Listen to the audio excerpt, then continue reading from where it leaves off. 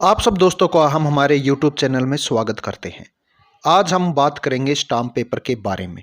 Stamp paper कौन जारी करता है और आप स्टाम्प पेपर कहां से खरीद सकते हैं, किस तरीके से खरीदा हुआ स्टाम्प पेपर वैलिड होता है, स्टाम्प पेपर कितने दिन तक काम में लिया जा सकता है, स्टाम्प पेपर पर क्या डॉक्यूमेंट हम टाइप कर सकते हैं, वगैरह वगैरह जितनी भी जिस प्रकार की भी जो भी जानकारी है वो सारी आज हम आपको इस वीडियो के अंदर देंगे।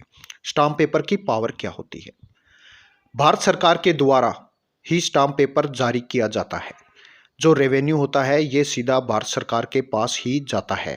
इसमें राज्य सरकार का और स्टेट जो गवर्नमेंट जितनी भी हैं उनका अलग अलग हिस्सा होता है, तो वो उसमें जुड़कर भी मिलता है।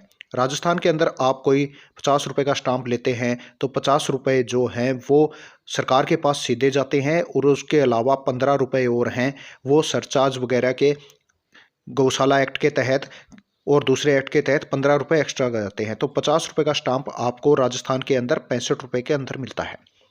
सरकार के द्वारा जो अधिकृत व्यक्ति होता है वही आपको स्टाम्प देता है। वो आपकी आईडी देखता है, अपने रजिस्टर के अंदर साइन करवाता है, और उसके बाद आजकल ऑनलाइन प्रक्रिया हो गई है जिसमें वो आपकी फ़ोटो आपके डॉक्यूमेंट के साथ में फ़ोटो अपलोड करता है और आपके साइन करवाता है, ऑनलाइन भी साइन करवाता है और ई साइन होते हैं जो, और अपने स्टाम्प के रजिस्टर के अंदर भी साइन करवाता है।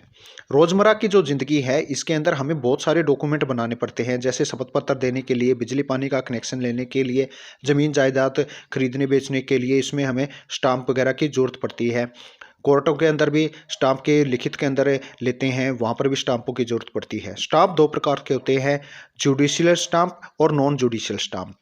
जुडिशियल जो स्टाम्प हैं वो जो कोर्टों के अंदर स्टाम्प, वो कोर्ट ड्यूटी है, जो कोर्ट फीस जमा कराई जाती है उसमें काम जाते हैं। नॉन जुडिशियल जितने प्रकार के भी जो स्टाम्प हैं वो आप जैसे शपथ पत्र लिखते हैं और किसी प्रकार की जो लिखा पढ़ी की जाती है उसके ऊपर आपकी होती है। आपने यदि कोई स्टाम्प पेपर खरीद लिया है और वो आपके काम का नहीं है तो आप यदि उसे वापस करना चाहते हैं तो 6 महीने के अंदर आप उस स्टाम्प को वापस कर सकते हैं।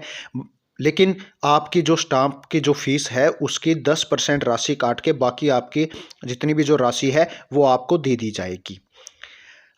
आईपीसी की धारा 255 के तहत 6 माह तक स्टाम्प के ऊपर जो लिखा पढ़ी की होती है वो वैध होती है। जैसे आपने 1 जनवरी के लिए स्टाम्प लिया है तो 30 जून तक आप उस स्टाम्प के ऊपर लिखा पढ़ी आपने जो की होगी वो वैलिड होगी। 30 जून के बाद में आपने उस स्टाम्प के ऊपर कोई लिखा पढ़ी की है तो वो वैलिड नहीं होगी। इसके अलावा यदि आपने 1 जनवरी को स्टाम्प लिया है और आपने 31 दिसंबर की उसके ऊपर लिखा पढ़ी कर दी तो वो वैलिड नहीं होगी, नॉन वैलिड होगी।